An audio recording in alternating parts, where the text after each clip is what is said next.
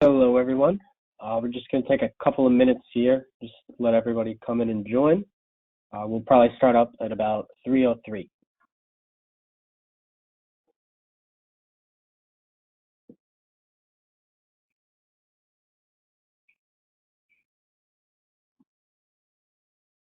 Just going to be giving it a few more minutes as people roll in.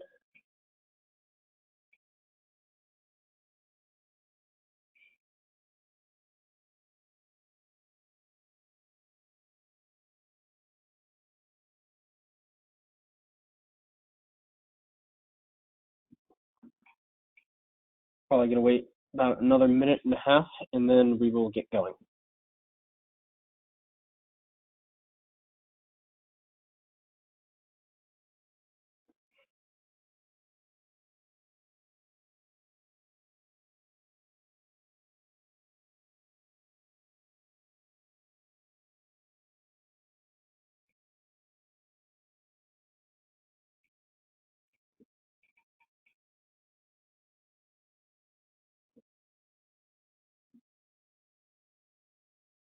All righty.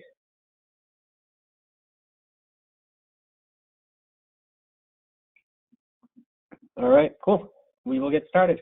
So hello, welcome. I'm going to be going over the how to broker the BRRRR strategy. This is going to be a two-part webinar series. So we're going to be going over how RCN can help you to effectively execute the BRRRR strategy. So as an introduction, so my name is Hibbs, and I'm a Junior Business Development Coordinator over here with RCN Capital. So today we're going to be going over part one, which is going to be the buy and the rehab. So we're going to be going over our ARV program and how you can go about pulling draws out of your rehab fund. So to start, let's just touch upon what we're going to be covering. So what we're going to be covering, what we lend on. So we'll be going over guidelines, different types of properties that we will work with you on. We'll briefly touch upon interest rates. We're also going to be going over how you can effectively try to close the fastest. Now, this is not only very important for the investor, but it's also extremely important for the broker as well. Every client wants their broker to be able to get them to close as fast as possible. The more effectively you can do this, the more consistently you can do this, the more appealing of a broker you are to future clients and clients that you currently have. We're also going to be going over how to understand the draw process. So not only how exactly it works, but how you can be most efficient in using it as you go through the rehab part of your projects. And then we are eventually going to be putting it all together, getting all that information together, just so that you can be as efficient of a broker as possible when trying to broker these BRRRR strategies. Now, to start off, what is the BRRRR strategy? So BRRRR is an acronym which stands for buy, rehab, rent, refinance, and repeat. So to start out with buy, this is where you're going to buy your property. Some great examples of properties that work really well with this strategy would be homes that have recently been foreclosed on, homes that have incurred some damage, homes that perhaps someone inherited and they're looking to release, so they're looking to get rid of it. Also, short sales are a great opportunity for the BRRRR strategy. For those of you who may not know what exactly a short sale is, it is typically when a seller is trying to get rid of their property as fast as they can, often to avoid something like a foreclosure. And very often you'll be able to find a purchase price that's much lower than the actual as-is value, which would give you a great profit margin for one of these strategies. Next, we're going to be talking about the rehab aspect. So not just what you're actually doing to the property, but we're going to be looking at, do you have a rehab budget? And not only the rehab budget, but do you have a rehab list? So just to go briefly into what a rehab list would be versus a budget, this would include not just the price of how much renovations you're looking to do, but what exactly it is that you are doing. So say you are looking to put a hardwood floor into a kitchen, or you're looking to update appliances. Maybe your borrower doesn't exactly like the tile that's in the bathroom. So just the more exact and precise, the more that you can list out what exactly it is that you're going to be renovating, the better it is, especially when we get to the draw process, which we will talk about later. And then there is going to be the rents, which is just getting tenants in there, starting to cash flow the property. And then we're going to be talking about the refinance.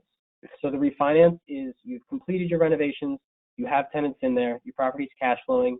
Refinancing will not only be able to get you a lower interest rate so that you have lower monthly payments on this property, but you also could take money out as well if you were to do, say, a cash out refinance.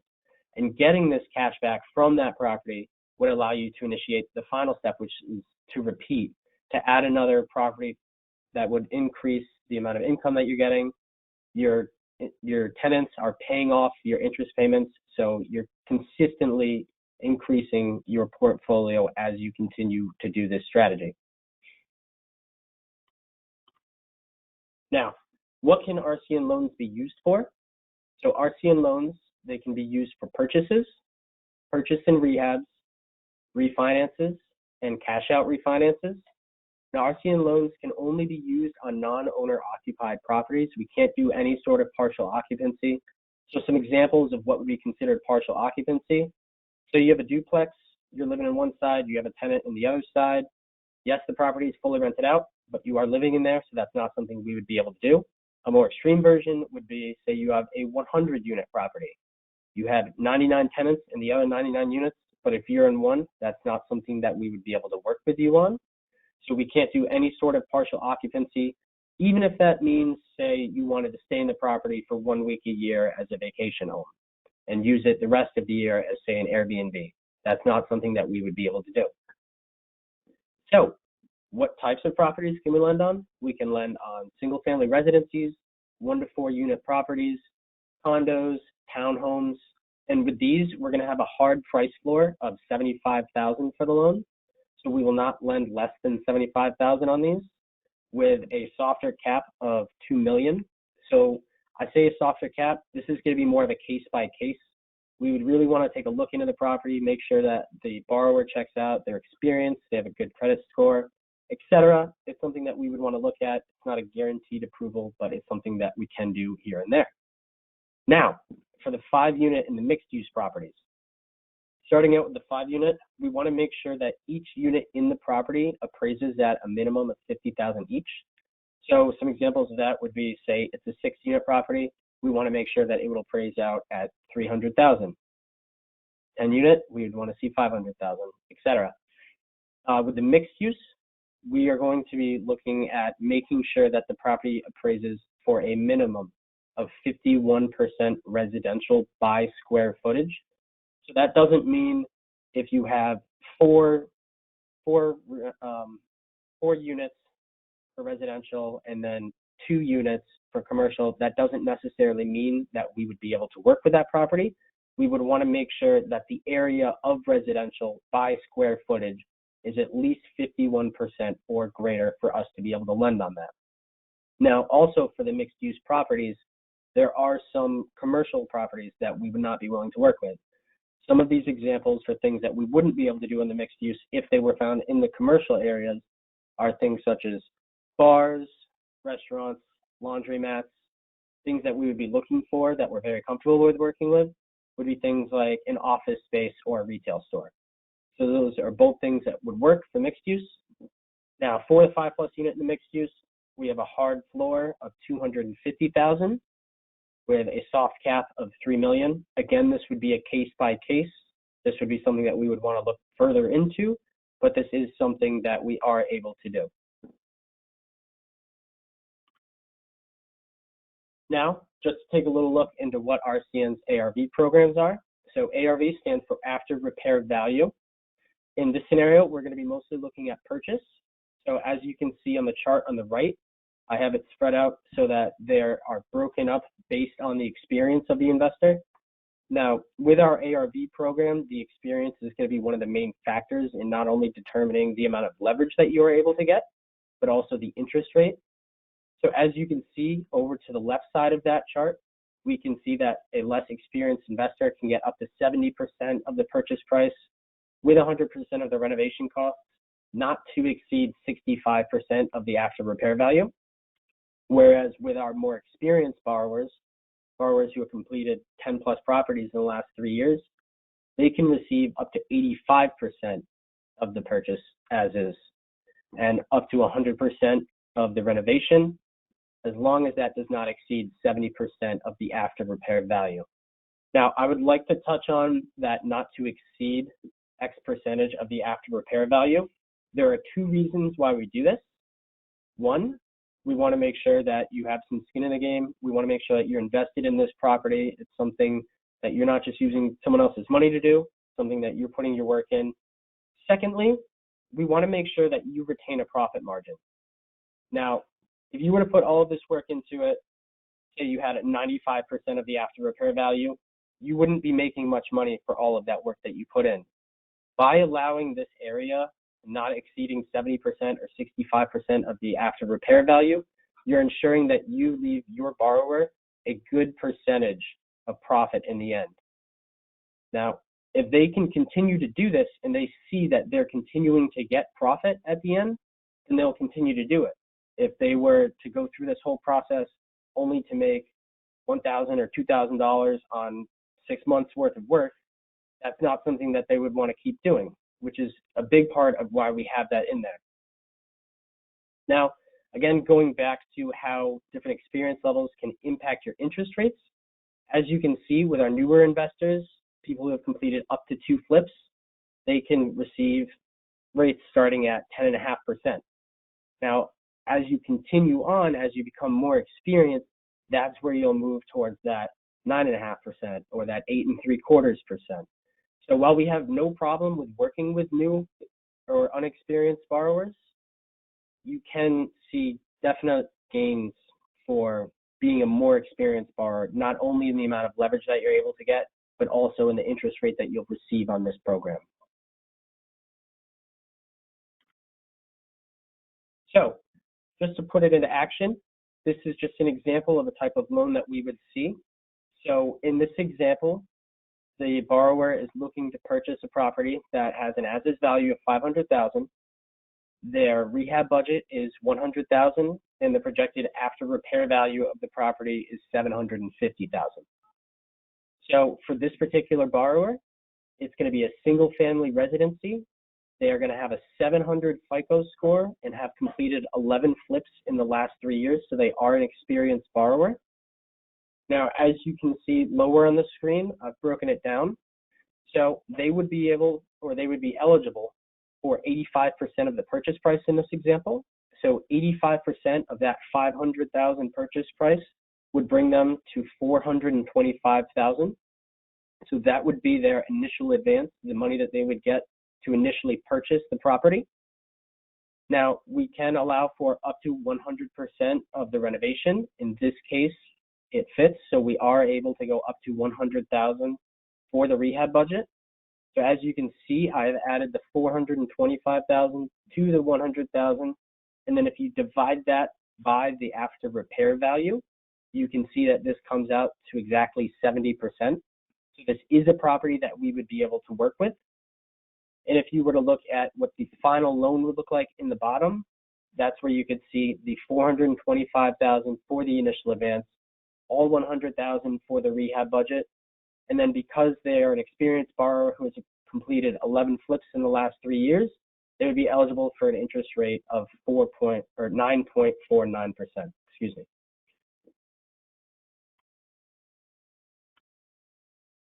So, how to get into the loan?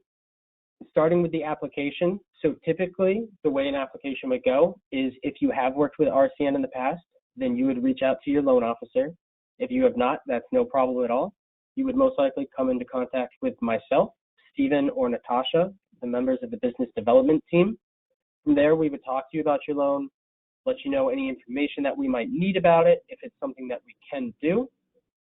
From there, if it does check out, it is something that we're able to do, the leverages make sense, that's where you would go onto our website and you would submit your application.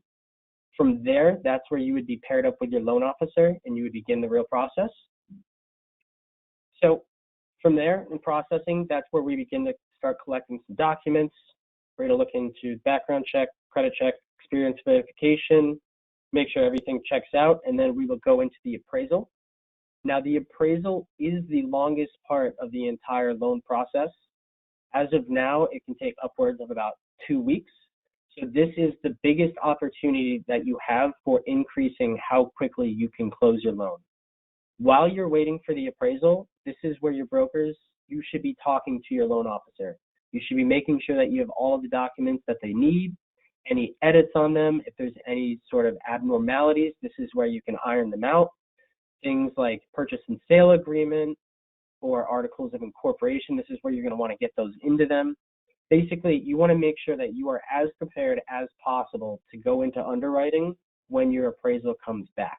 This is the most efficient way that you can close your loan as quickly as possible. So once you have all of that done, the loan will go into underwriting. That's where we will iron out all of the finer details. If you've done everything during the appraisal process for getting in documents, then this should go over fairly smoothly. From there, it will go into approval and then closing. Now, once you have closed, that's where it will go into our servicing department, and that's where you will begin having to do the draw process. So getting into the draw process, to request a draw process, you're going to want to request it 3 to 5 days prior to when you're ready for the inspector to get there. Now, you can request your draw by either emailing draws@elitecommercialservicing.com, or you can fax them at 860-760-6922. And you're going to want to make sure that you complete and attach a draw request wire form and a signed contractor lien waiver. Those are the two things that they'll be requiring for you. You can also have pictures, receipts. It's not a bad idea to hold on to those. However, you do not need to send them into Elite Commercial Servicing unless they are requested specifically. And now looking at what the actual draw process cycle looks like. So your step 1 is going to be to request the draw. Step 2 will be contacting a third party for the inspector. Step 3, about 1 to 2 days after, the inspector is going to reach out to the borrower. Step 4, you'll be setting an appointment about 1 to 2 days after that inspector calls you. That's when the inspector is actually going to come out and evaluate the property.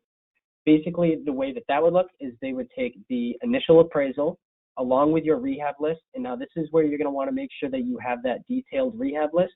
That way, as the inspector is going through the property, they can mark down any sort of work that you've done, along with having the estimate of how much that approximately should have been worth.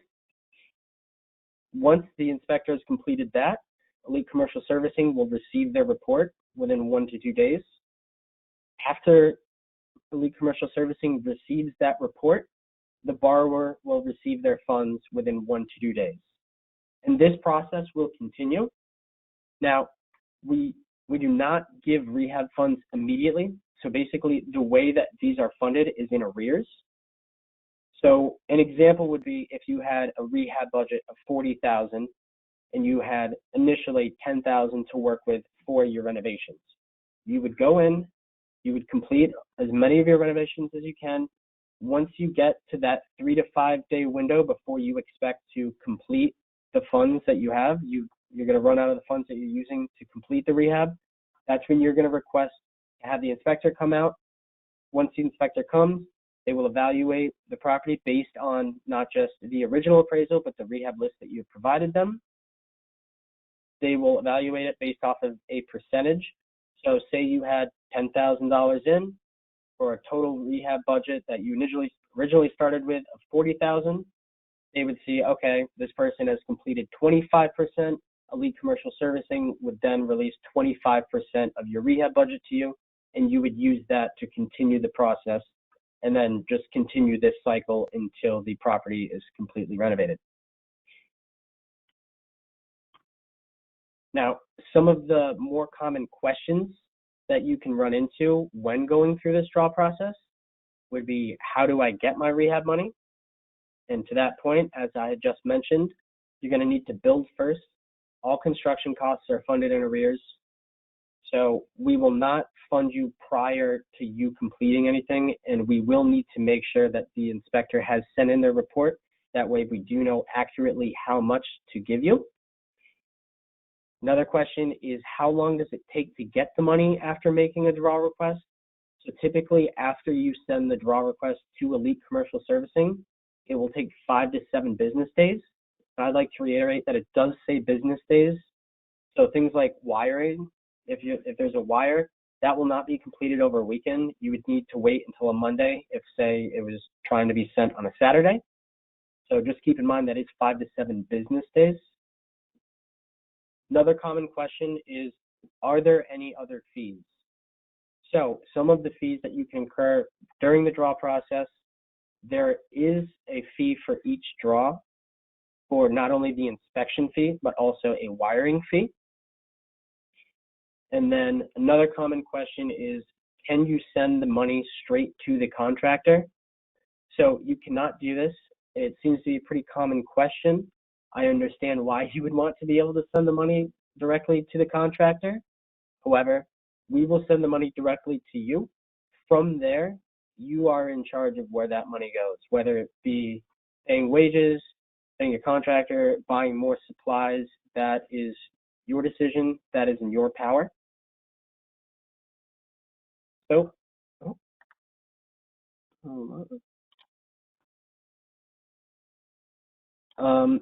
just looking at the questions sent in by Patrick Resendez.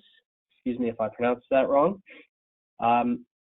So he asked, will we get a copy of this presentation? That can be done. I believe that we'll be posting this somewhere. So I will reach out to you after this presentation and make sure that we can get you a hold of that. So if there are any other questions, I would be happy to take them. Again, this is the part 1 for this webinar. So in this, we have covered what the buying process looks like, how the rehab works, and what our draw process is. So in the next webinar, we'll be going over the refinancing and repeating. We'll also be going over the rent a little bit. If there are any other questions, I would be more than happy to take them. I'll be here for a couple more minutes, so if anybody can think of anything, I would be happy to answer.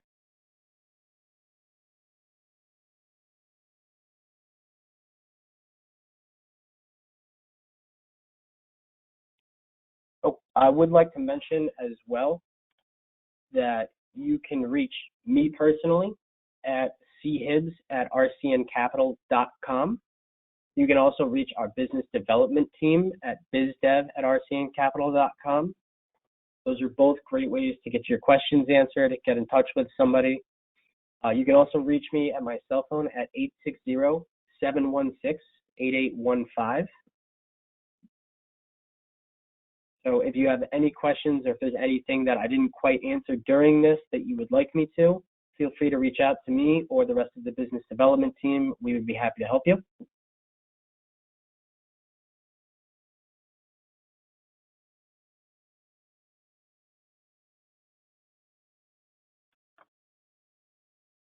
Okay. Here we go. So we have a question from Susan Putnam. Connor, the audio is intermittent. It would be great to have a copy of the slides or recording. Yes, I will make sure that we try to get those to you. If you would like a copy of it, you can shoot me an email. It is right there, chibbs@rcncapital.com. I'll be sure to put together a list. I believe we will also be getting a list based off of who viewed this presentation. So from there, we also can probably send this out to you.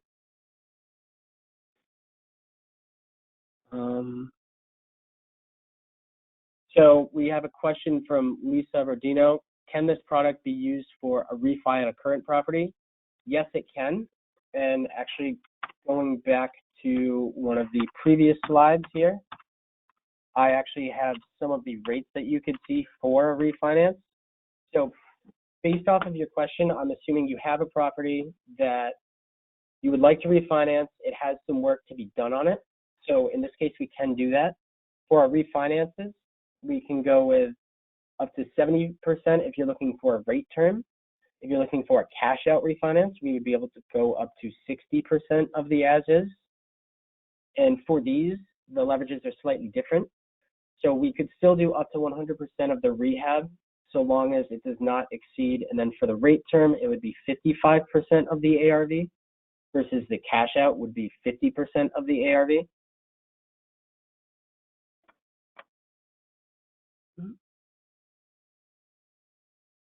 Where did that?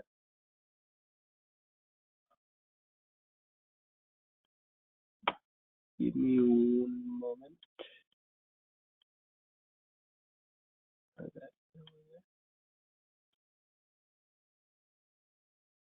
Okay. So we have a question here from Laura saying, before a property gets sold or refinanced after the rehab has been completed, does the borrower need to have a form signed by the contractor that states that all the subs have been paid? I'm not entirely sure if I understand the second half of that question. I don't quite understand what you mean by that the subs have been paid.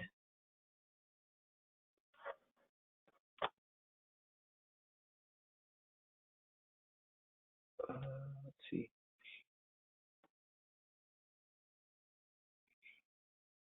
So we do, for the multifamily, we do offer the rehab.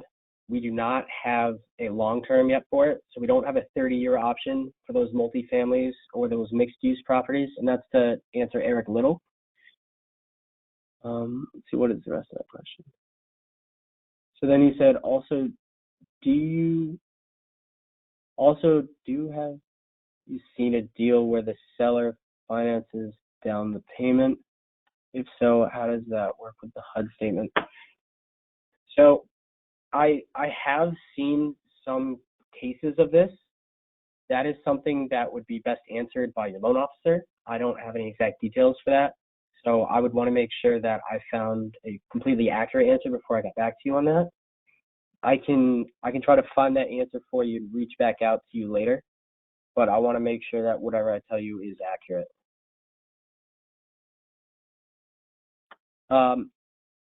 Have you discussed the turn time for receiving a job request? Yes, that's Natasha. So yeah, so the turn time for receiving job requests, just to go through it briefly again. So 3 to 5 days before you want the inspector there, that's when you're going to reach out to Elite Commercial Servicing. Within a day or two of that, we will be reaching out to the inspector. From there, the inspector will reach out to you, and you will set an appointment 1 to 2 days after you have contact with them. The inspector will come out, they'll perform the inspection, and then Elite Commercial Servicing will receive that report from the inspector within 1 to 2 days. After that, once Elite Commercial Servicing has received the inspection report, 1 to 2 days from there, that is where you will receive your draw funds. So in total, the process takes about 5 to 7 business days. So we have a question from Isaac Ellis, who asked, how are broker's fees structured with this program? So largely the answer to that is you're going to want to talk to your loan officer about it. Pretty often we'll see 2 and 2, so it would be 2 to RCN, 2 to the broker. However, this can differ based on the property and the circumstances around it. So an example for that would be, say we have a $2 million home in Los Angeles. That's going to be a lot of money worth of points. So that's one of those cases where it would be possible to see that total points drop from, say, 4, where it'd be 2 for RCN, 2 for the broker, down to 3, where it might look something like 1.5 for RCN, 1.5 for the broker, or 2 to RCN, 1 for the broker. So really that's something that you would want to discuss with your loan officer, and it can vary based on the property. So there's no exact answer for that, but I would say roughly the total points would be looking at about 4, typically split, at least for the ARV program. Okay, so we got a question, are there any states in which you do not operate? So yes, the answer to that would be North Dakota, South Dakota, Minnesota, Vermont, Alaska, and Nevada. And the reason for all of those, with the exception of Nevada, is that we really just don't see enough volume out of those states for it to be worth us getting our licensing there. Now, Nevada is something that we're working on, but we do not currently have. The rest of the states, though, we are able to lend in.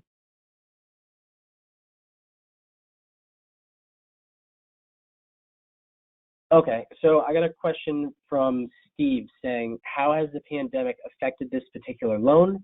Are sales down or up? So the pandemic, largely, the initial impact of it was uncertainty. So these are slightly riskier loans. So there's a lot of uncertainty, and as people who have worked with RCN have seen, or if you continue to work with us, you'll see that from where the pandemic initially hit to now, there have been a lot of changes in our programs. From the initial hit to now, it's been pretty much improvements along the way. They've been coming out fairly rapidly. So that's something that you would want to keep an eye out for. However, the pandemic has also created a good amount of opportunity. For sales up or down, within the last 2 months, we've been slowly getting back to normal. So they've been increasing. See. So we have a question from Brent saying how many draws normally. That completely depends on the borrower. It depends on how much money they have to initiate that renovation. Sometimes people can do it in 2 or 3 shots. Sometimes people don't have as much capital to work with off the bat. So that's where you could see a couple of more draws in that process. Let's see.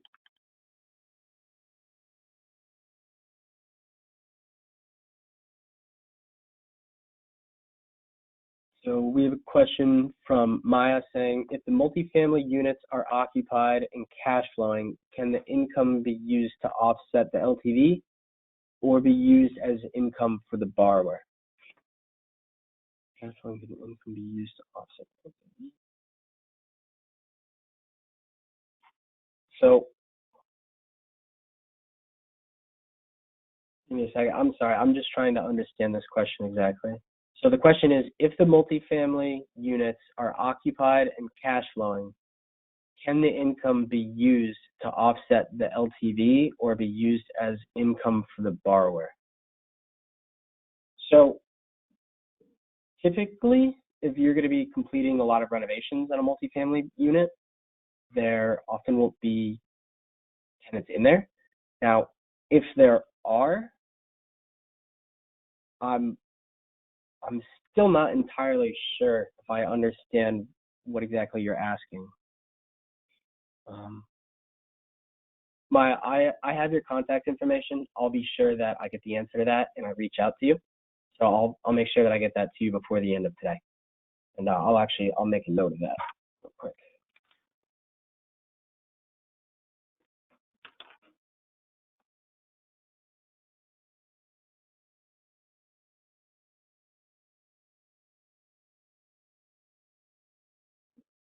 So I have a question from Patrick saying, if we submitted loans to RCN before, is there a way to check if our broker agreement extends to additional entities owned by the same borrower? So if you have submitted a broker agreement before, then whoever your borrower was when you submitted that agreement, they are your borrower. So that's one of the things about RCN with our broker agreement is that when you sign up with us, we will keep track of who is your client. And if they reach out to us, say even if they've reached out to us independently without you in the email or in the application, we would then reach out to you first because you are attached to that borrower. So I believe that answers your question. Yeah, so if you have a borrower who has worked with you before in the past and you've worked with RCN Capital, if they come in even separately without you and they're looking to do a property, we would contact you first. That is, it's your client. RCN respects that. So we have a question from Arnold saying, is 700 your minimum FICO score? So the answer to that is no. For our short-term programs, our minimum FICO score requirement is 650. So the reason why I had 700 there is because it's just a safe higher number. It easily clears the 650. Now with our long-term loans though, like our 30-year, we do have a minimum FICO score requirement of 680. So that would be the main distinction. And with those longer terms as well, the minimum is 680, but if you wanted to achieve the highest interest rates, we would want to see you at about 720 or higher. That's where you would be able to get the best rates for that program.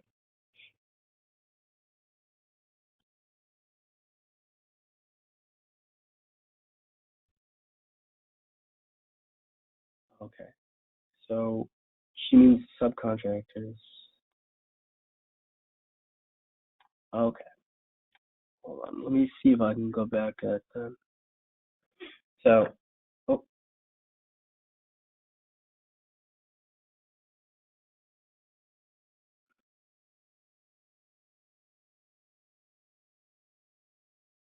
so I have a question. Will this program work for build-outs? Basically, we buy lots, build them up, and can get additional rehab money to complete the construction costs. So we do not lend on ground-up construction. So we want to see that there is a property there, unfortunately. So if it is just buying a lot and building from there, that's not something we'd be able to work with you on. Now, if you do have a property that's up, something that meets our minimum appraisals, so it's worth that $75,000 at least, then that's something that we could talk about. But if it's something where you're just buying a lot and then looking to build up from the ground, unfortunately, that's not something we'd be able to work with you on.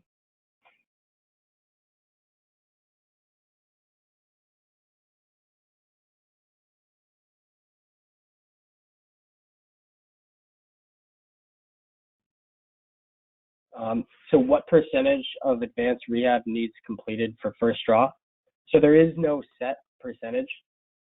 Really, it's just once you're ready, once you've used your funds. So as far as I know, there is no minimum requirement or maximum requirement for how much of the rehab you can do at a time.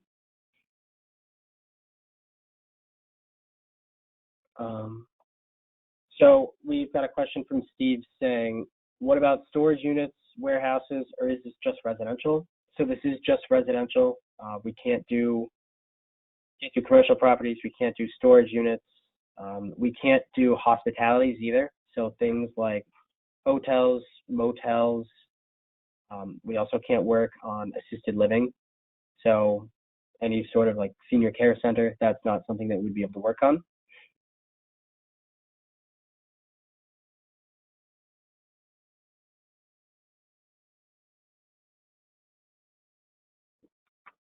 So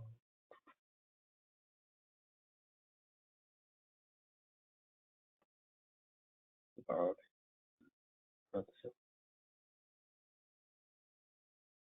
So Laura, going back to your question earlier where you wrote, I have run into the issue where the borrower paid the general contractor, but not the subcontractors, and the subcontractors put a lien on the property. Honestly, that's not something I can say I've run into before. So I would need to check with the rest of our team before I gave you a definite answer, but I'll make sure that I reach out to you and get you that answer.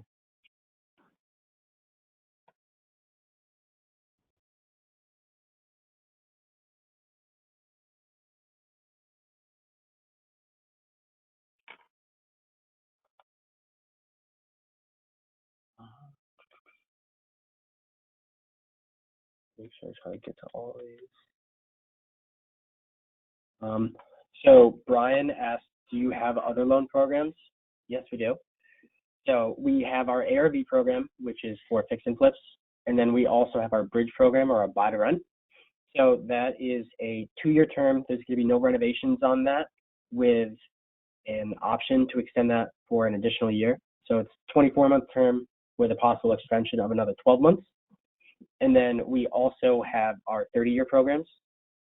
So our 30-year programs, those are going to be a 30-year with a 5-year or 3-year prepayment penalty step down. So you would be able to choose between the 5 or the 3. That's something that you would just want to talk to your loan officer before you went into the closing part of it. And the difference between the 5-year and the 3-year step down is that with the 5-year step down, that's where you would be able to see the lowest interest rates. Whereas if you were to go with the 3-year step down, because there's the possibility that you could be leaving the loan a little bit earlier, there would be a slight increase to it.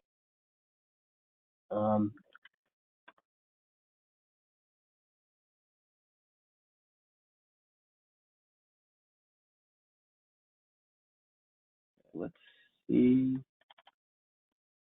Make sure I get to all of these.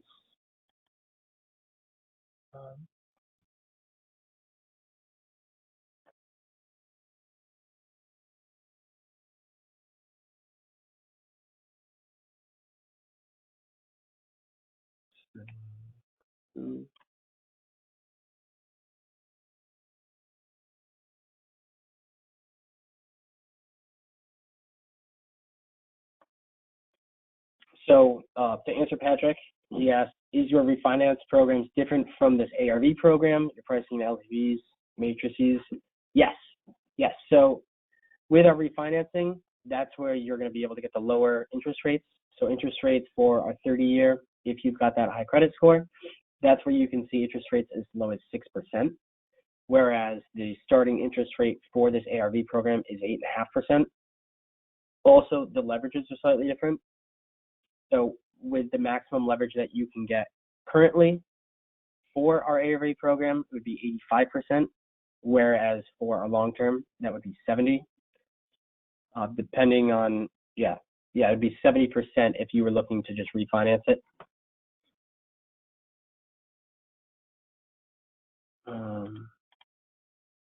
See.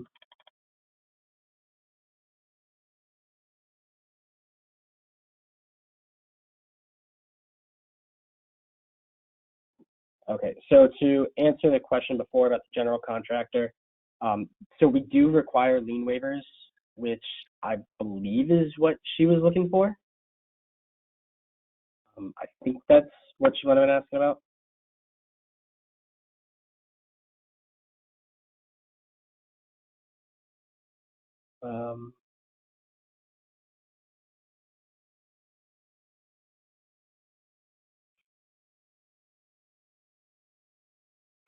Okay, I believe that covers the questions. If there's anything else, or if I've missed anything, feel free to send it in. I'll wait for a few more minutes just in case anything else comes in. But for everyone else, I hope that this has been very useful to you. I hope that you've learned quite a bit about the initial steps of the BRRRR strategy, and I look forward to hearing from you, hearing your questions, but also seeing you guys for the second part of this webinar.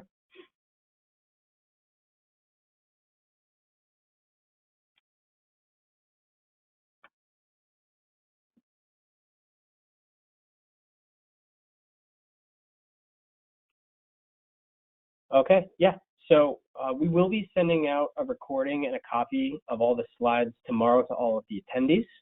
So to answer the questions for people who are looking to get a copy of the presentation, yes, we will be sending those out to you tomorrow. If there are no other questions, I'll hold on until 3:45.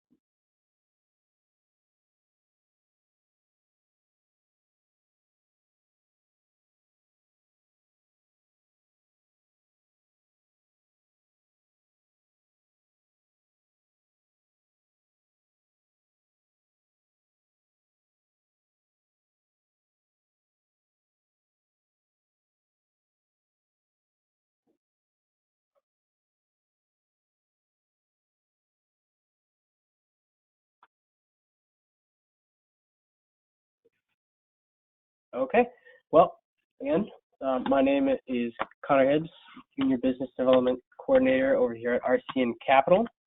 I will pull this up to my contact slide. If you have any questions that I haven't answered, or if anything pops up, feel free to email me at chibbs@rcncapital.com, or you can reach out to myself and the rest of the business development team over at bizdev@rcncapital.com. Also, feel free to reach me at 860-716-8815. I hope that you all enjoy the rest of your Wednesday, and I look forward to seeing you at the next webinar. Have a good day.